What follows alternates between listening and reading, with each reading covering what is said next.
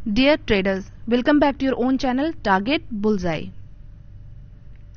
आज आया है विप्रो के Q4 का रिजल्ट। देखते हैं कितना डिविडेंड इन्होंने अपने शेयर होल्डर्स को देने का सोचा है एंड कैसे रहे हैं इस साल इनके परफॉर्मेंस, पिछले साल के कंपैरिजन एंड पिछले क्वार्टर के कंपैरिजन क्या निकल के आ रहे हैं इनके रिजल्ट।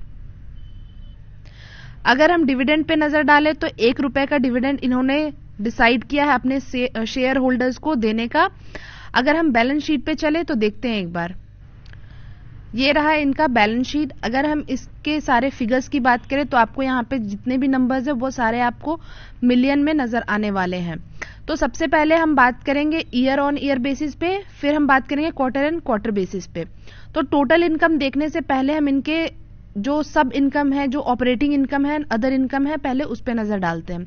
अगर हम पिछले साल की बात करें तो इनका जो बिजनेस बना था, इनकम जो हुआ था वो था 131,272 मिलियन का इन्होंने जो इनकम जनरेट किया था फ्रॉम ऑपरेशंस। ये रहे ऑपरेशंस जो इनके मेन बिजनेस है।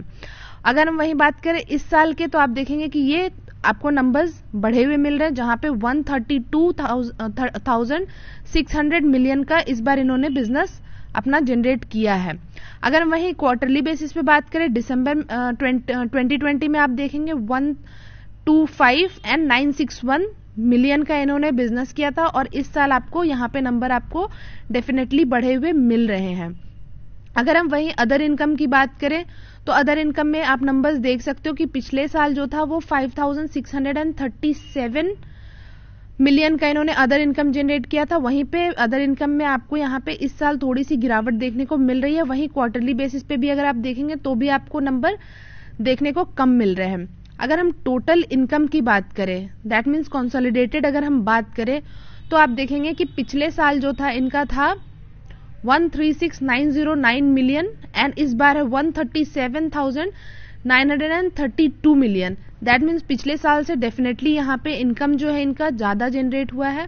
वहीं अगर हम क्वार्टर बेसिस पे बात करें तो 131,951 का था पिछले क्वार्टर एंड इस क्वार्टर में है 137। आपको नंबर्स यहाँ दिख रहे हैं। तो इस बार क्वार्टर बेसिस पे अगर हम बात करें तो क्वार्टर बेसिस पे इनका और बहुत अच्छा ही इनकम इनका जनरेट हुआ है। अभी हमने देखा जो इनकम हुआ, बट इनकम के बाद इनके एक्सपेंसेस भी होंगे, इनके खर्चे भी होंगे। इन्होंने खर्च भी किया होगा अपने जितने भी ऑपरेशंस है, जितने भी बिजनेस है, उन सबको पूरा करने के लिए खर्च भी किया होगा। तो अगर हम खर्चे की बात करें, जहां पे आप देख सकते हैं कि अलग अलग पैरामीटर्स आपको यहाँ पे दिख जाएंगे, जैसे purchase of stock in trade, change in inventories, employee benefit, काफी सारे हैं। तो मैं उसको रीड आउट नहीं करने वाली बिकॉज वीडियो और लंबा हो जाएगा। तो अगर हम सीधा अगर हम इनके टोटल एक्सपेंस की बात करें, जो इन्होंने पूरा जो खर्च किया है वो पिछले साल कितना खर्च किया है। पिछले साल था इनका 109,282, दैट मीन्स 1,09,282 मिलियन इन्होंने खर्च किया था। बट इस बार आप देखेंगे खर्चे इनके कम है, जो कि बहुत अच्छी बात है कि कंपनी ने अपने जो खर्चे थे उसको कट शॉर्ट कर दिया है ताकि मुनाफा ज्यादा से ज्यादा हो सके कंपनी को।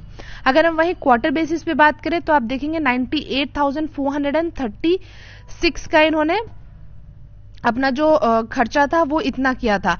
इस साल आपको खर्चे, इस क्वार्टर में आपको खर्चे बढ़े हुए दिख रहे हैं, आपको क्लियर नंबर में यहाँ पे दिख रहा है। दैट मीन्स इन्होंने, अगर हम साल की बात करें तो सालाना बेसिस पे इन्होंने अपने खर्चे को कम किया है। वहीं क्वार्टर बेसिस पे बात करें तो क्वार्टर बेसिस पे इनके खर्चे थोड़े बढ़े आपको दिख। अब हमने इनका इनकम भी देख लिया, खर्चे भी देख लिए। अब इन दोनों को जब कैलकुलेट करके जो इनका शुद्ध मुनाफा, दैट मीन्स जो प्रॉपर प्रॉफिट इनका जो आ रहा है वो कितने का आ रहा है। तो अगर हम यहाँ पे नजर डालेंगे तो आपको ये profit for the period, that means इनका जो पिछले साल का जो प्रॉफिट था वो 21,583 मिलियन का इनका जो प्रॉफिट बना था, शुद्ध मुनाफा। इस साल आपको नंबर्स अच्छे बढ़े हुए दिख रहे हैं, जो कि है 30,130 मिलियन का। इस बार इनका जो मुनाफा बना है वो अच्छा बना है। अगर हम वही क्वार्टर बेसिस पे भी बात करें तो क्वार्टर बेसिस पे भी आप देखेंगे 26,113 मिलियन का इन्होंने जो प्रॉफिट था वो कमाया था। बट इस बार जो है वो क्वार्टर बेसिस पे भी आपको बढ़े हुए दिख रहे हैं। तो दोनों ही फॉर्म में आपने देखा है, दोनों में ही इनके जो प्रॉफिट है वो बढ़े हैं, जो कि कंपनी के लिए एक पॉजिटिविटी दिखाती है हमें। अब अगर हम ईपीएस की बात करें तो आप देखेंगे कि जैसे जैसे इनकम और इनका जो प्रॉफिट होता है वो जैसे जैसे फ्लक्चुएट करता है वैसे वैसे ईपीएस भी इनके फ्लक्चुएट करते हैं।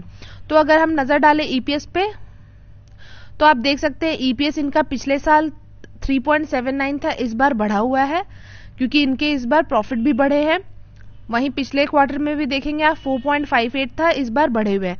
तो चलिए ये तो मतलब अच्छी बात है कि इनके ईपीएस भी ग्रो कर रहे हैं, ऐसे भी ईपीएस बड़े होने चाहिए। अब अगर हम आगे चले चार्ट पर तो अब हम यहाँ पे बात करेंगे कि इनके जो चार्ट पे जो स्टॉक है वो कैसा परफॉर्म किया, हम ये सारा कुछ डिस्कस करेंगे चार्ट पे। तो आपने देखा कि कंपनी ने अच्छा परफॉर्म किया है पिछले साल और पिछले क्वार्टर के बेसिस पे अगर हम प्रॉफिट की बात कर रहे हैं। तो अगर हम वहीं शेयर की बात करें तो शेयर आप देखेंगे कुछ टाइम पहले ये यहाँ पे ऊपर को था, काफी अपने 461 के लेवल पे था, अभी आपको ये नीचे आता हुआ दिखा है क्योंकि अभी जैसा आपने देखा था कि टीसीएस का भी रिजल्ट आया, अभी इन्फोसिस का रिजल्ट आया, जिस वजह से उनमें तो प्रॉफिट बुकिंग आई ही, साथ के साथ इन सारे शेयर्स में भी जो उनके सेक्टर के थे सेम, तो उनमें भी प्रॉफिट बुकिंग आई है, जिस वजह से ये शेयर आपको और अभी फिलहाल 2-3 दिन से आपको नीचे देखने को मिल रहे हैं।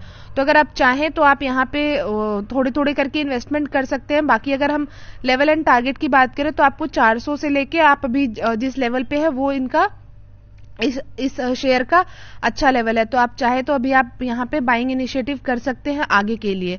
तो चलिए आज की वीडियो में बस इतना ही, फिर मैं मिलती हूँ आपसे कल के वीडियो में।